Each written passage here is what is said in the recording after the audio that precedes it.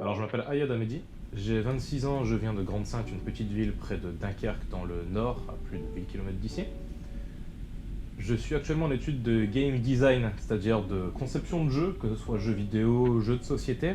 Alors ma passion pour les jeux de société, en réalité je vais plutôt l'englober dans ma passion pour les jeux en tant que tel.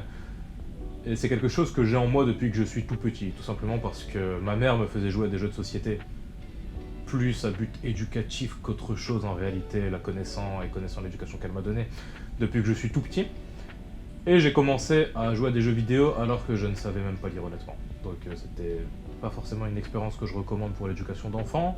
Et donc cette passion pour tout ce qui est jeu, elle me vient de cette époque, bien que durant l'adolescence, le contexte social autour de moi faisait que je ne pouvais quasiment plus jouer, d'une part parce que c'était pas très bien vu, et d'une part parce que après le divorce de mes parents, avec ma mère n'avait que très peu d'argent et on n'avait pas vraiment de quoi acheter des jeux. Donc j'ai passé au moins 5-6 ans à ne quasiment plus jouer. Depuis que je me suis mis en couple avec ma copine actuelle, c'est-à-dire il y a près de 5 ans, elle est passionnée des jeux de société depuis qu'elle est toute petite, elle y joue depuis qu'elle est toute petite, et quand on s'est mis en couple ensemble, on avait suffisamment d'argent pour en acheter et pour me permettre déjà moi de renouer un peu ce lien que j'avais avec cette branche du jeu. Alors en fait, je garde toujours au fond de moi cette part de... Comment dire? Ce côté de moi renfermé, il existe toujours, il est toujours présent. Les jeux de société m'ont permis de m'ouvrir un peu au monde, ne serait-ce par exemple qu'en allant acheter... Il y a un magasin de jeux dans lequel je vais très souvent sur Montpellier, j'apprécie énormément le personnel là-bas, je parle souvent avec eux, etc. Mais ça me viendrait pas à l'esprit en réalité de devenir ami avec des gens que je rencontre pour une situation bien spécifique. Je reste encore renfermé sur moi-même dans le sens où je garde les gens dans des cases malgré tout. Et donc même si les jeux me permettent de m'ouvrir, il y a encore cette barrière au fond de moi qui m'empêche de totalement sociabiliser très facilement avec les gens.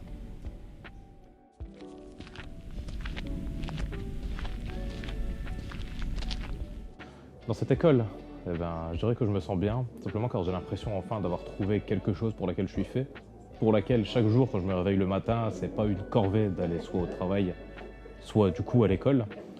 Et autant je considère pas que ce soit une finalité, que mon but c'est pas d'avoir un diplôme, mais c'est ce que ce diplôme va me permettre de faire, et que je sais très bien que je pourrais faire ces choses-là sans même aller à cette école, elle me permet en réalité de me donner un cadre, de me dire j'y vais, le matin je passe 3 heures à faire ça, l'après-midi je passe 3 heures à faire ça, et je vais rentrer chez moi traffer 2 heures sur ça. Ça me permet d'avoir un cadre, peut-être d'avancer moins vite que ce que je ferais chez moi, car je ferais les choses directement plus techniques, car j'ai un niveau technique, ne serait-ce qu'en programmation, qui est probablement plus élevé que ce que je vais avoir en sortant de cette école si je suis les cursus normaux.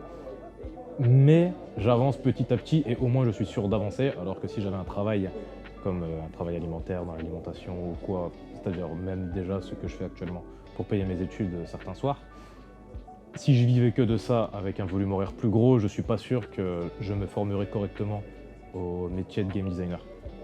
Et du coup, pour moi, c'est un vrai plus d'aller à cette école. Je trouve plus des fois spéciales en fait. Si je me souviens bien, c'est ma copine qui m'avait un jour parlé de ce bar, du coup les Castors Bar à Jeux, qui m'avait parlé du concept en me disant qu'il y avait un bar sur Montpellier qui permettait, en payant un certain chiffre de consommation par heure, de pouvoir s'asseoir et jouer à des jeux de société, avec le personnel qui vient du coup t'expliquer les règles. Du coup, c'est comme ça qu'on y est allé la première fois. On y a été allé juste à deux, ensuite on y est allé avec des amis à elle, et puis petit à petit on a commencé à y aller de plus en plus souvent. Alors, autant j'ai passé beaucoup de très bons moments dans ce bar, mais ça n'a pas été le premier pas que j'ai fait vers les jeux de société, tout simplement parce que ça fait depuis 5 ans que je suis un acheteur compulsif, on va dire. J'ai une centaine de jeux chez moi et ça date pas de l'époque où j'ai commencé à venir dans ce bar. Ça fait depuis que j'ai commencé du coup à avoir une relation stable avec ma copine en réalité.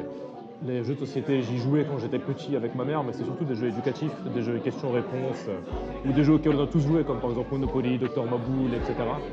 Mais depuis 5 ans, du coup, je joue à des jeux qui sont beaucoup plus recherchés. Des jeux que je serais beaucoup plus susceptible d'essayer de créer moi-même, en réalité.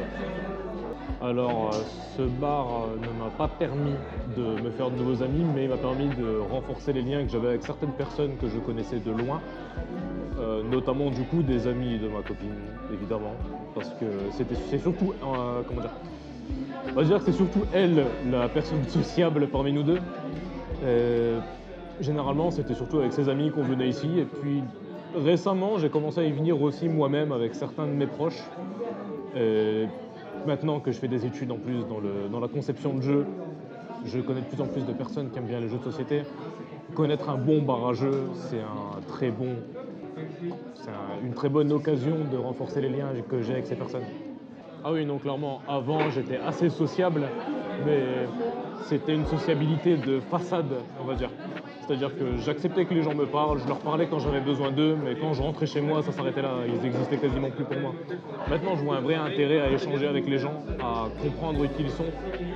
D'une part parce que je me suis ouvert entre guillemets au monde grâce à elle, et d'une autre part parce que dans un intérêt créatif, c'est sans aucun doute plus intéressant de connaître énormément de personnes, de connaître leurs idées, de connaître leur approche, de connaître leurs avis sur certains sujets, ne serait-ce que pour un but d'inspiration par exemple.